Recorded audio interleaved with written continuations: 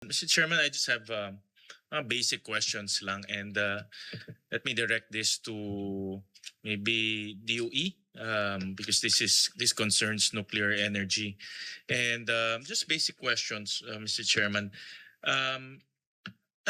Itong meron tayong apat na international treaties and conventions na pinag-uusapan ngayon, and we want this approved.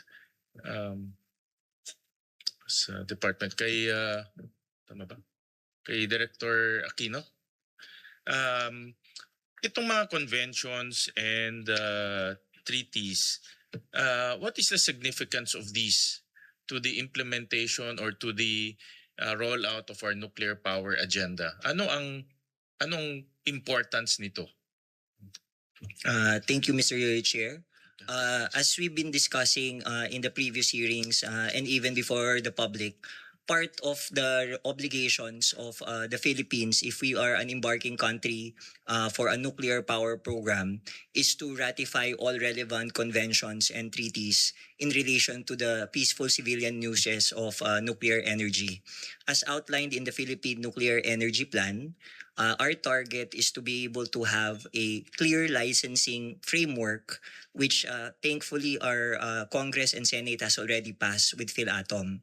But part of the requirements as we engage private sector in building up the capacities, particularly for the entry of a nuclear power plant, they will be looking at these 4 key conventions that is under consideration to provide for certainty, among others, on the extent of liability and our compliance with the safety, safeguard, security requirements outlined in the IAEA. Our colleagues earlier in the previous hearing already extolled the nature of these conventions. They provided updates on why this is essential.